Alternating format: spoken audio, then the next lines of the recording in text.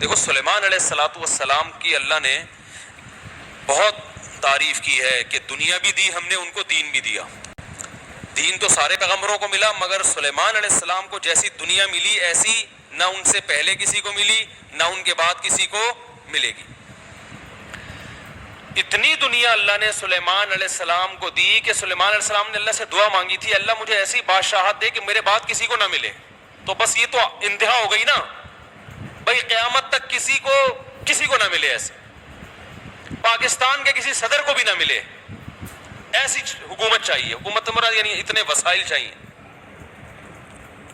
تو اللہ نے سلیمان علیہ السلام کے ماتحت ہواؤں کو کر دیا، اور سمندر کے ہیرے جواہرات جو بھی قیمتی پتھر تھے وہ جنات نکال کے لاتے تھے، جنات کو تابع بنا دیا. اتنی زبردست حکومت. لیکن موت کا منظر بڑا عجیب. میں پہلے سوچتا تھا یا اللہ تو نے سلیمان علیہ السلام کو اس طرح سے کیوں موت دی ہے؟ لاٹھی ہاتھ میں اپنی شاہی کرسی پہ بیٹھے ہوئے اور جنات کے ذریعے تعمیرات کروا رہے ہیں عمارتوں کی، اور جنات بہت ٹینشن میں، کیونکہ جن کسی کے قابو، یہ جو عامل کہتے ہیں نا جن ہمارے قابو میں، اصل میں یہ جنات کے قابو میں ہوتے ہیں. جنات ان کا کان موڑتے ہیں، اب یہ منتر پڑھ چل، اب یہ کر. جن ان کے قابو میں نہیں ہوتے. وہ تو سلیمان علیہ السلام کا معجزہ تھا کہ جنات کو قابو میں لے لیا انہوں نے. یہ کہاں سے، یہ کیا ان میں کون سے کچھ کیوں قابو آئیں گے؟ جن بولے گا تم ہو کیا، تمہاری اوقات کیا ہے؟ جنات کوئی چھوٹی موٹی مخلوق تھوڑی ہے. عمریں لمبی ہوتی ہیں جنات کی. ایک آدمی گیا فلیٹ میں، کسی نے بتایا یہ خالی فلیٹ ہے، اس میں جنات بھوت ہیں، نہیں جا. اس نے کہا کوئی جن ون نہیں ہوتا. وہ خالی پڑا ہوا تھا بہت عرصے سے. وہ کہتے ہیں نا خالی عمارتوں میں جن بھوت آ جاتے ہیں. تو بہت عرصے سے خالی پڑا ہوا تھا، ان کو فنٹر بننے کا شوق تھا. لوگوں نے کہا بھائی نہیں جا بھوت ہیں. اس نے کہا کوئی بھوت نہیں ہوتا. گیا دروازہ نوک کیا، آواز آئی کون؟ کہنے لگا میں فلاں صاحب ہوں، آپ یہاں رہ رہے ہیں، میں نے سنا یہاں جنات ہیں، دروازہ کھولیے. اس نے دروازہ کھولا، عجیب سی گول گول آنکھیں. کہا بھائی میں نے سنا یہاں جنات ونات ہیں. کہہ رہے ہیں ایسی بکواس ہے، میں تو 500 سال سے رہ رہا ہوں، مجھے تو آج تک کوئی نظر نہیں آیا.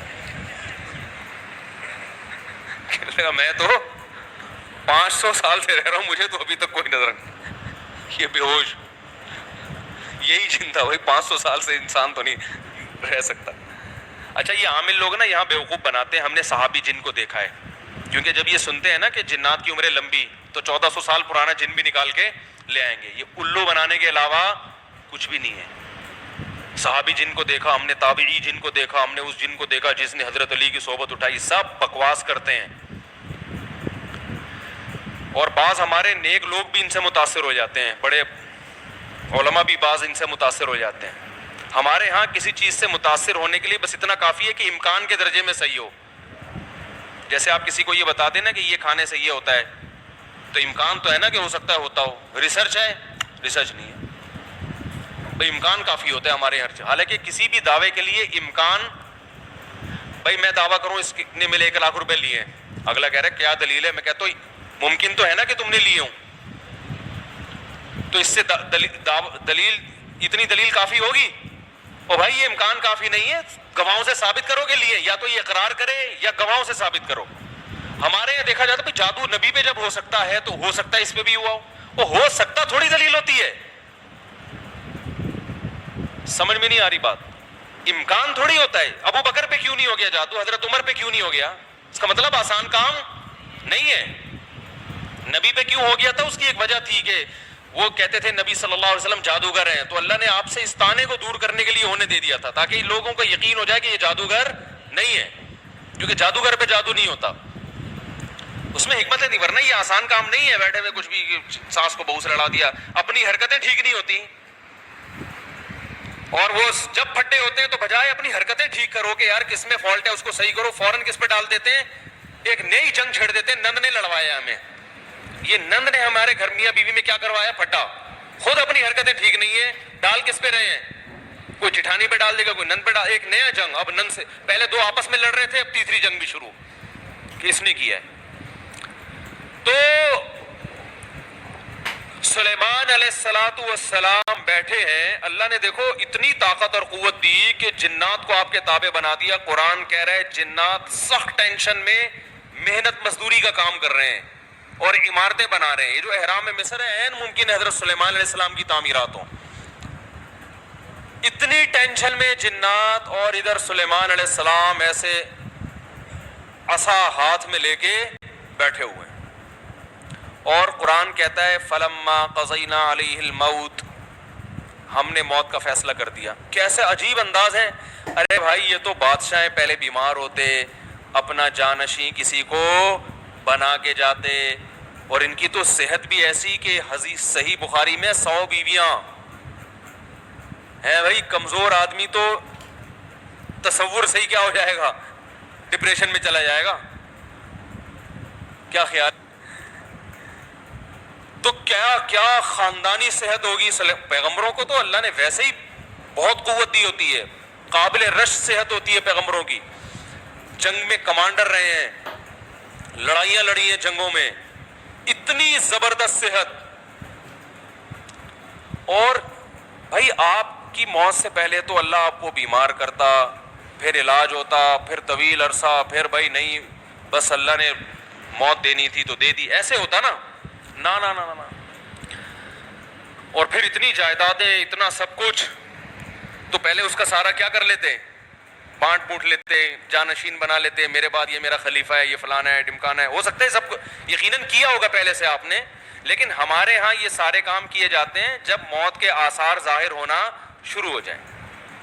ادھر قرآن کہہ رہا ہے فلما قضینا علیہ الموت، ہم نے سلیمان کو موت دینے کا ارادہ کیا. اور کس وقت؟ جب وہ بیٹھے ہوئے تعمیراتی کام کروا رہے ہیں جنات کے ذریعے اور انسانوں کے ذریعے. اور اللہ فرماتے ہیں ایسے فرشتہ آیا، روح نکال کے چلا گیا. انبیاء کا جسم موت کے بعد بھی خراب نہیں ہوتا. مرزا غلام احمد قادیانی کی قبر کھول کے دیکھو، اگر ایک ہڈی بھی بچی ہوئی ہے نا، ایک ہڈی بھی اس کمبخت کی باقی ہے، تو جو سزا دینا چاہو آپ دے سکتے ہو. سمجھ رہے ہو؟ نبی کی کا جسم کبھی بھی خراب نہیں ہوتا. قادیانی سے کہو اس کی ایک دفعہ قبر کھول کے دنیا کو دکھا دو بس تم. انبیاء کا جسم خراب نہیں ہوتا. تو قادیانی ہو سکتا ہے یہ گستاخی کریں کہ نبی صلی اللہ علیہ وسلم کی تو قبر کوئی کھول نہیں سکتا. تو بھائی نبی صلی اللہ علیہ وسلم کو ہم بھی نبی مانتے ہیں اور آپ بھی نبی مانتے ہیں، اور آپ پر تو اجماع ہے، بلکہ اس کو تو غیر مسلم بھی مانتے ہیں کہ آپ کی باڈی خراب نہیں ہوئی ہے، اس لیے کہ آپ صلی اللہ علیہ وسلم کے جسد اطہر کو قبر مبارک سے نکالنے کی بہت زیادہ کوششیں ہو چکی ہیں ماضی میں، غیر مسلموں نے کی ہیں سرنگیں بنا بنا کے. اس کا مطلب ان کو بھی پتا تھا کہ جسم کیا ہے، سلامت ہے. تو انبیاء کا جسم کبھی بھی خراب نہیں ہوتا. تو قرآن کہہ رہا ہے ادھر ٹیک لگا کے بیٹھے ہوئے سلیمان علیہ السلام، جسم سے روح نکلی ہے، اور پتہ نہیں کتنے دنوں تک اسی طرح ایسے ہی رہے ہیں. وہ چونکہ اس طرح سے ٹیک لگی ہوئی تھی کہ گرے نہیں ہیں.